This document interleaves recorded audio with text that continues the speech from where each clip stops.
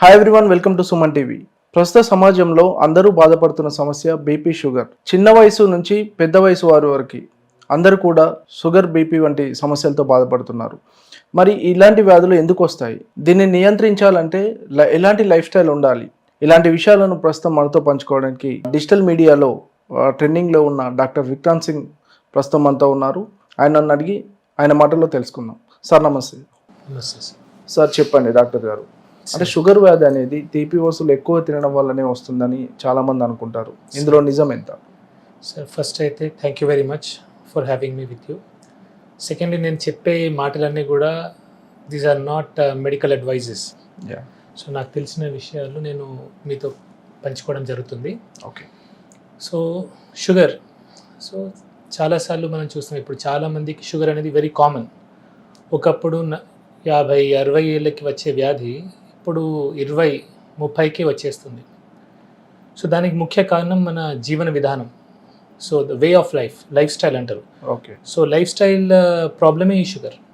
So అది ఫ్రీక్వెంట్గా చాలా చూస్తున్నాము. సో దానివల్ల చాలా వేరే ప్రాబ్లమ్స్ కూడా వస్తాయి, కాంప్లికేషన్స్ వస్తున్నాయి. అంటే ఇప్పుడు తీపి వస్తువులు ఎక్కువ తీసుకోవడం వల్లనే వస్తుందనేది ఒక అపోహనేనా అది? సార్ తీపి వస్తువులు అంటే ఎక్కువ కార్బోహైడ్రేట్స్ తీసుకుంటాయి. సో మనం డే మొత్తంలో ఫ్రీక్వెంట్గా ఎక్కువ సార్లు ఎక్కువ మోతాదులో కార్బోహైడ్రేట్స్ అంటే కేవలం తీపి వస్తువే కాదు. ఓకే. రైస్ కార్బోహైడ్రేటే, లేదంటే వీట్ కూడా కార్బోహైడ్రేటే. అంటే కార్బోహైడ్రేట్ సంబంధించినవి పిండి పదార్థాలు అంటారు చూడండి, అవి ఎంత ఎక్కువ సార్లు తీసుకుంటే డయాబెటీస్ వచ్చే అవకాశాలు అంత ఎక్కువ. ఓకే. అంటే బరువు ఎక్కువ ఉన్న వారికే వస్తుందా సార్? అంటే వయసుతో సంబంధం ఉంటుందా షుగర్ వ్యాధి రావడానికి? షుగర్ అనేది ఒక మెటబాలిక్ ప్రాబ్లమ్ సార్ అది. సో షుగర్ కానివ్వండి, బీపీ కానివ్వండి, ఇవి మెటబాలిక్ డిజార్డర్స్ ఇవి. సో బరువు ఎక్కువ ఉన్న వాళ్ళకి డెఫినెట్లీ ఎక్కువ వచ్చే అవకాశం ఉంటుంది, కానీ బక్కగా ఉన్న కూడా వాళ్ళకు కూడా షుగర్ వచ్చే అవకాశం ఉంది. ఓకే. సో కేవలం బరువు ఉంటేనే వస్తేనే అది లేదు. సో బక్కగా ఉన్న వాళ్ళకి కూడా వస్తుంది, అండ్ చిన్న ఏజ్లో చాలా కామన్గా వస్తుంది ఇప్పుడు ఈ మధ్య కాలంలో. ఓకే. లైఫ్ స్టైల్, ఇప్పుడు మనం జీవన విధానం అంటే చూడండి, తినే వస్తువులు కానివ్వండి, ఎక్కువ కార్బోహైడ్రేట్స్ తీసుకుంటున్నాం మనం. మార్నింగ్ స్టార్ట్ అయితే నైట్ వరకు మల్టిపుల్ టైమ్స్ తీసుకుంటున్నాం. ఇప్పుడు మన స్కూల్లో కూడా చూసుకుంటే మనకు పిల్లలకి బ్రేక్ఫాస్ట్ ఉంటుంది, లంచ్కి ముందు ఒక స్నాక్ ఉంటుంది, లంచ్ ఉంటుంది, లంచ్ తర్వాత ఒక స్నాక్ ఉంటుంది, మళ్ళీ ఇంటికి వస్తారు వాళ్ళు, ఇంటికి వచ్చిన తర్వాత ఒక స్నాక్ ఇస్తాం మనం, రాత్రి డిన్నర్ ఉంటుంది, మధ్యలో మల్టిపుల్ టైప్స్ జంక్ తీసుకుంటాం. సో ఈ మల్టిపుల్ టైమ్స్ కార్బోహైడ్రేట్స్ ఎక్కువ మోతాదులో, సో కొంచెం కూడా కంట్రోల్ లేకుండా తినడం వల్ల వస్తుంది. అంటే ప్రాక్టికల్గా డాక్టర్ గారు, మీ దగ్గరకు వచ్చే పేషెంట్స్లో ఏజ్ గ్రూప్ వాళ్ళు ఎక్కువ ఉంటున్నారు, అంటే అసలు సమస్య ఎక్కడ స్టార్ట్ అవుతుంది? సార్ నా దృష్టిలో సమస్య చిన్నప్పుడే స్టార్ట్ అవుతుంది, పుట్టుకతోనే. మనం ఫస్ట్ పిల్లలకి పుట్టగానే ఫోన్లు ఇస్తున్నాం, మొబైల్ ఫోన్ చేతికి ఇచ్చేసి వాడు తినట్లేదని ఫోన్ ఇచ్చేస్తున్నాం. సో ఆ ఫోన్ చూస్తూ వాడు ఎంత తింటున్నా అనేది వాళ్ళకి అర్థమవుతలేదు పిల్లలకి. ఓకే. అండ్ ఇచ్చే పదార్థాలు కూడా ఏమున్నాయండి, ఇన్స్టెంట్ నూడిల్స్ తినిపిస్తున్నాం, చాక్లెట్స్, బిస్కెట్స్, ఐస్ క్రీమ్స్. ఇదేదో మనం ప్రేమ అనుకుంటాం, అది నా దృష్టిలో ప్రేమ కాదు, పగ. మనకు పిల్లలంటే పగ ఉంటేనే మనం ఇట్లా చేస్తాం. ఓకే. సో మన శత్రువుకే మనం ఇట్లా తినిపిస్తాం, కానీ ప్రేమ ఉంటే మనం ఇవన్నీ పెట్టాం సార్ యాక్చువల్లీ. ఓకే. సో ఇలా చిన్నప్పుడు స్టార్ట్ అయిన లైఫ్ స్టైల్ పెరుగుతూ ఇప్పుడు మీరు స్కూల్లో చూడండి, చాలా ఊబకాయం లావైపోయిన పిల్లలు. సో పెరుగుతూ 20 years రాగానే బీపీ, షుగర్ వస్తుంది, 30-40 రాగానే heart stroke, brain strokes, cancers వస్తుంది. సో ఇది ఎక్కడ స్టార్ట్ అవుతుందంటే చిన్నప్పుడే స్టార్ట్ అవుతుంది, కానీ ఇదంతా ప్రాసెస్ అయ్యాయి 20-30కి బీపీ, షుగర్, 30-40కి స్ట్రోక్స్. అట్లా అంటే యూత్కి మెయిన్ కారణము ఈ స్ట్రెస్ వల్ల, జంక్ ఫుడ్స్ ఇవే కారణం అంటారు? స్ట్రెస్ డెఫినెట్లీ ఉంటుంది sir. Stress is one of the major causes. కానీ ఇప్పుడు లైఫ్స్లో మనం కొన్ని అవాయిడ్ చేయొచ్చు, కొన్ని అవాయిడ్ చేయలేము సార్. ఇప్పుడు ఒక సాఫ్ట్వేర్ ఎంప్లాయీ ఉన్నాడు ఫర్ ఎగ్జాంపుల్, ఆయన పని చేయక తప్పదు. ఇప్పుడు మనలాంటి మధ్యతరగతి వాళ్ళు ఉన్నారు, మనం పని చేయక తప్పదు. మనకు అప్పులు ఉంటాయి, ఈఎంఐస్ ఉంటాయి, ఫ్యామిలీ గొడవలు ఉంటాయి, వైఫ్తో ప్రాబ్లం ఉంటాయి. స్ట్రెస్ని మనం తీసేయలేము, అది అన్అవాయిడబుల్. ఓకే. దాన్ని కూడా మెడిటేషన్ ద్వారా, ఇట్లా యోగాసనాల ద్వారా ఏమైనా చేయొచ్చు, కానీ అవాయిడబుల్ ఏముంది? నోరు, మనం ఏం తింటున్నాం ఒకటి, అండ్ ఈవెన్ మెదడులో కూడా ఏం సెండ్ చేస్తున్నాం అది కూడా. సో మెదడులో మనం మెయిన్లీ వెళ్ళేది ఫోన్ ద్వారా. సో ఏం చూస్తున్నాం, మన మెదడుకి ఏం తిండి పెడుతున్నాం ఇంపార్టెంట్, మన నోటి ద్వారా పొట్టకి ఏం తిండి పెడుతున్నాం అది ఇంపార్టెంట్. సో ఇవి రెండు మంచిగా ఉంటే మనం చాలా రోగాలు అవాయిడ్ చేసుకోవచ్చు.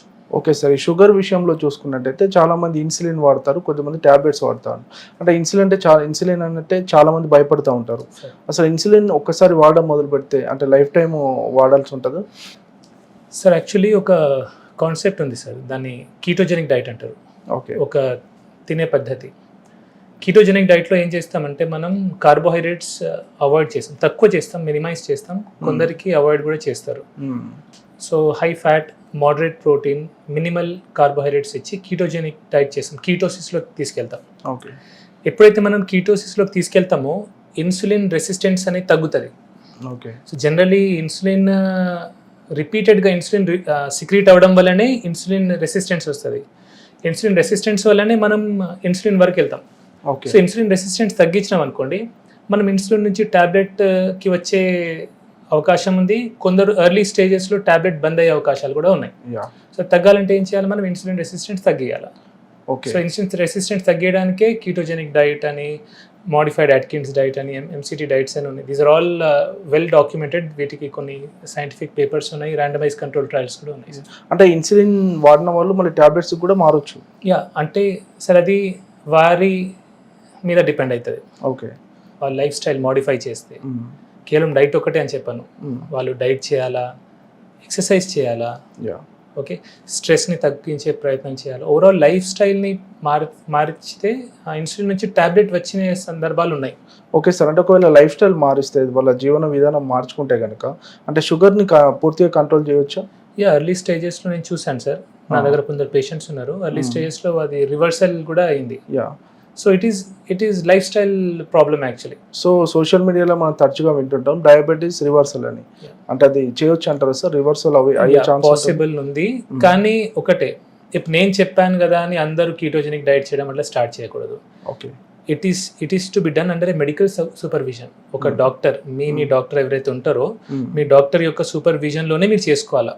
ఇప్పుడు నేను కాదు, ఏ సోషల్ మీడియా ఇన్ఫ్లుయెన్సర్ చెప్పింది కదా అని మీరు డైరెక్ట్లీ స్టార్ట్ చేయలేదు ఇట్లాంటివి, బికాజ్ ప్రాబ్లమ్స్ వచ్చే అవకాశాలు ఉంటాయి. అండ్ డయాబెటీస్లో కూడా టైప్ 1, టైప్ 2 ఉంటుంది. సో టైప్ 2లో వెల్ డాక్యుమెంటెడ్ ఉంది ఇది.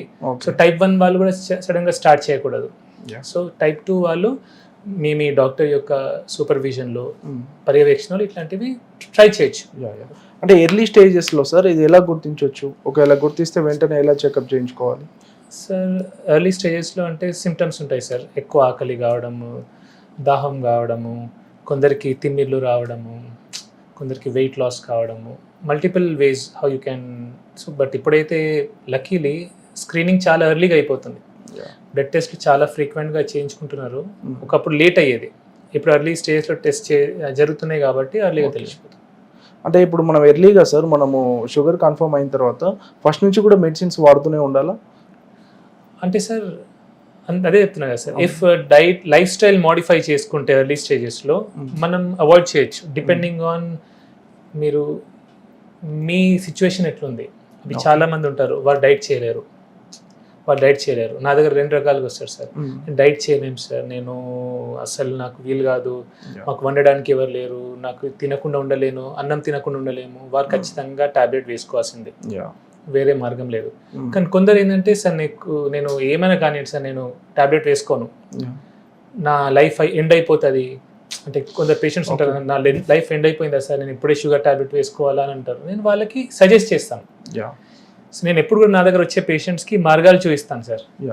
సో దే షుడ్, వాళ్ళకి ఒక ఇన్ఫర్మేషన్ ఇస్తాను. అంటే తక్కువ మందులు రాసి మీరు ఎక్కువ లైఫ్ స్టైల్ చేస్తారని విన్నాము. అది ఎంతవరకు సక్సెస్ అవుతుంది సార్? డెఫినెట్లీ సార్, చాలా వరకు బెనిఫిట్ అవుతుంది. ఎందుకంటే సార్ ఇప్పుడు ఏదైతే రూట్ కాజ్, మూలం అనేది మనకు తెలిస్తే మనం 10 మందులు రాయాల్సిన అవసరం లేదు. అలానే నేను మందులు రాయనని కాదు, మందులు రాస్తాను, ఏవైతే చాలా ముఖ్యం ఉంటాయో అవి రాస్తాను. ఎక్సెస్ పిల్ బర్డన్ ఇయ్యను నేను పేషెంట్ మీద, ఎక్కువ టాబ్లెట్స్ వేసేసి 10 గోళీలు అట్లాంటిది 1, 2, 3 అయితే మేజర్ కాజ్ రూట్కి ఉంటాయో. సపోజ్ షుగర్ పేషెంట్ ఉన్నారు, ఇప్పుడు ఇంతకుముందు చెప్పినట్టుగా షుగర్ పేషెంట్ టాబ్లెట్ డైట్ చేయలేనంటే షుగర్ టాబ్లెట్ ఒకటి ఇస్తాను. అండ్ కొందరు heart patient, brain stroke patients ఉంటారు, వాళ్ళకి ఆస్పిరిన్, యాంటీప్లేటెట్స్ అట్లాంటివి ఇస్తాను. ఓకే. అంటే ఇప్పుడు డయాబెటిక్ పేషెంట్స్ రోజువారీ జీవితంలో 3 ఖచ్చితంగా పాటించాల్సిన సూత్రాలు ఏమున్నాయంటే? 3 ఖచ్చితంగా పాటించాల్సిన సూత్రాలు సార్. ఒకటి exercise. Yeah. First very important thing is exercise. ఖచ్చితంగా ఎక్సర్సైజ్ చేయాలా. ఎక్సర్సైజ్ చేస్తే మనకు ఆక్సిడేటివ్ స్ట్రెస్ తగ్గుతుంది బాడీ మీద yeah. And mitochondrial health improve అవుతుంది. ప్రతి సెల్ లోపల మైటోకాండ్రియా అని ఒకటి ఆర్గనెల్ ఉంటుంది. ఎస్. ఇప్పుడు మనకు జనరేటర్ ఎలాగో ఈ ఆఫీస్కి అలాగా సెల్ లోపల ఒక మైటోకాండ్రియా అని ఆర్గనెల్ ఉంటుంది. దాని హెల్త్ బాగుండాలంటే మనం ఖచ్చితంగా ఎక్సర్సైజ్ చేయాలి. ఓకే. సో ఎక్సర్సైజ్ చేయాలి ఒకటి. సెకండ్లీ డైట్ మీద మనం కాన్సన్ట్రేట్ చేయాలా. ఎక్కువ కార్బోహైడ్రేట్స్ తీసుకోకుండా మినిమల్ పెట్టుకోవాలా. యా. ఓకే. అండ్ దాంట్లో కూడా ప్రాసెస్డ్ ఫుడ్స్ లాంటివి అలాంటివి తీసుకోకపోతేనే మంచిది. ఓకే. ప్రాసెస్డ్ ఫుడ్స్ అంటే ఇన్స్టెంట్ నూడిల్స్ కానివ్వండి, బిస్కెట్స్, హోల్ ఫుడ్స్ తీసుకోవాలి. యా. హోల్ ఫుడ్స్ తీసుకుంటే మంచిది. అండ్ ఆఖరికి వీలైనంత వరకు స్ట్రెస్ తగ్గించుకోవాలి. So Okay. మెంటల్ స్ట్రెస్ అనేది ఉండదు సార్. బికాస్ స్ట్రెస్తో కూడా షుగర్ అనేది కంట్రోల్ ఉండదు. ఈ మధ్య సార్ కొంతమంది సెలబ్రిటీలను చూసుకుంటే లావు తగ్గడానికి అంటే షుగర్స్కి ఇవ్వాల్సిన ఇంజెక్షన్స్ కూడా వాడుతున్నారు. దానివల్ల ఇమీడియట్గా కూడా లావు తగ్గుతున్నారు. అంటే ఇది కరెక్టే అంటారా? సార్ ఇది నా పర్సనల్ అడ్వైస్, నా పర్సనల్ ఒపీనియన్. Yeah. నాకు ఇట్లాంటివి పెద్ద నచ్చదు సార్. ఓకే. ఎందుకంటే ఒక ఓజెంపిక్ అంటారు అలాంటివి, దాని లాంగ్ రన్ సైడ్ ఎఫెక్ట్స్ ఏమున్నాయో మనకు తెలియదు. సో నిజంగా సెలబ్రిటీస్ అవి తీసుకున్నారా మనకు తెలియదు. ఓకే. చాలా మంది తీసుకున్నాను అంటారు కానీ తీసుకో, వాళ్ళ ప్రమోషన్ కోసం వాళ్ళకి డబ్బులు వస్తాయి. Yeah. So just for money కొందరు చేయొచ్చు, అట్లా Yeah. తెలియదు. I'm just saying. Yeah. So అలాంటప్పుడు మనం గుడ్డిగా వాటిని చేయకపోతేనే. Yeah sir. అంటే ఇలాంటి ఓజెమిక్ ఇంజెక్షన్స్ అంటే షుగర్ పేషెంట్స్ వాడొచ్చు? నేనైతే ఇలాంటి ఇంజెక్షన్ సజెస్ట్ చేయను sir. Yeah. My personal opinion ఇది. Yes sir. బికాజ్ నేను అంత స్పెషలిస్ట్ని కాదు ఆ ఫీల్డ్కి సంబంధించి. ఓకే.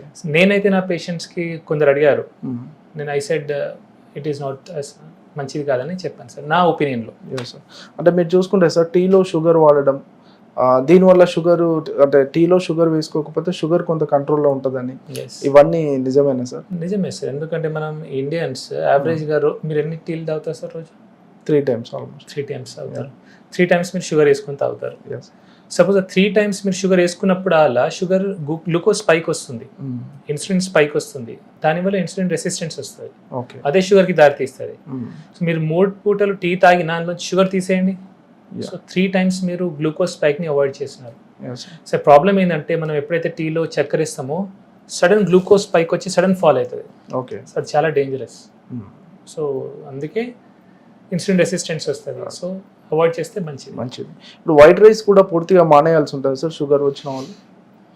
సార్ వైట్ రైస్ ఇప్పుడు మనం సౌత్ ఇండియన్ సార్, తెలంగాణ వాళ్ళం, ఆంధ్ర వాళ్ళము. ఎస్.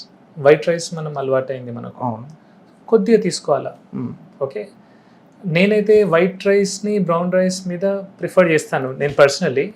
ఇది ఎందుకంటే బ్రౌన్ రైస్లో ఫైటేట్స్ ఉంటాయి, ఫైటిక్ యాసిడ్ ఉంటుంది, and arsenic toxicity, arsenic levels కూడా కొంచెం ఎక్కువ ఉంటాయి బ్రౌన్ రైస్లో. ఓకే. సో నా దృష్టిలో వైట్ రైసే బెటర్, కానీ తక్కువ తినాలా. అండ్ కొంచెం నెయ్యి వేసుకుంటే ఏమైతే దాన్ని గ్లూకోజ్ సడన్ స్పైక్ రాదు, స్లో ఉంటారు. అంటే డయాబెటీస్ పేషెంట్స్ బ్రేక్ఫాస్ట్ విషయంలో కానీ, లంచ్ విషయంలో కానీ, డిన్నర్ విషయంలో కానీ ఎలాంటి ఆహార నియమాలు పాటించాలంటారు? అంటే ఖచ్చితంగా ఇలాంటి ప్రోటీన్ కానీ ఇది వాడాలి? Definitely sir. ప్రోటీన్ ప్రతి మీల్లో ప్రోటీన్ ఉండాలి సార్. అది డయాబెటిక్ కానివ్వండి, హైపర్టెన్సివ్ కానివ్వండి, లేదంటే నార్మల్ హ్యూమన్ బీయింగ్స్ కూడా, నార్మల్ వ్యక్తులను కూడా, మనం అందరం కూడా ప్రతి మీల్లో ప్రోటీన్ ఖచ్చితంగా ఉండాలి. ఓకే. అన్ఫార్చునేట్లీ మనం ఇండియన్స్ సఫిషియంట్ ప్రోటీన్ తీసుకోవట్లేదు. కార్బోహైడ్రేట్ ఓవర్లోడ్ ఉంది, వెరీ లెస్ ప్రోటీన్ ఉంది. ఓకే. సో ఈ మెటబాలిక్ డిజార్డర్స్ అని దానివల్లనే బీపీ, షుగర్ రావడానికి మెయిన్ కారణం అదే. సో నేను నా పేషెంట్కి అడ్వైస్ చేస్తాను ఏంటంటే ప్రతి మీల్లో ప్రోటీన్ ఉంచుకోండి. సపోజ్ వెజిటేరియన్స్ ఉంటే వాళ్ళు పప్పులు తినొచ్చు, డ్రై ఫ్రూట్స్ తినొచ్చు, ఇలాంటివి తినొచ్చు, అండ్ ఫైబర్ కూడా తీసుకోవాలి వాళ్ళు. అండ్ నాన్ వెజిటేరియన్స్ ఉంటే ఎగ్స్ కానివ్వండి, మటన్, చికెన్, ఫిష్ అన్ని ప్రతి మీల్లో కొద్దిగా తీసుకుంటే ఏంటంటే హెల్తీ ఉంటాం మనం. సార్ షుగర్ని మామూలుగా సైలెంట్ కిల్లర్ అంటారు కదా, అంటే తెలియకుండానే బాడీలో ఆర్గాన్స్ చాలా నష్టపరుస్తాం. అంటే మెయిన్గా ఎలాంటి ఆర్గాన్స్ మీద ఎఫెక్ట్ పడుతూ ఉంటాయి సార్? షుగర్ వల్ల డయాబెటిక్ నెఫ్రోపతి, కిడ్నీ పాడవుతుంది, డయాబెటిక్ రెటానోపతి, కళ్ళు పాడవుతాయి, డయాబెటిక్ న్యూరోపతి, నరాలు పాడవుతాయి, డయాబెటిక్ కార్డియోమయోపతి, గుండె పాడవుతుంది. ఇవన్నీ కావడానికి కారణం ఏంటంటే మన బ్లడ్ లోపల only 4 to 5 grams of sugar ఉండాలి sir at any point of time.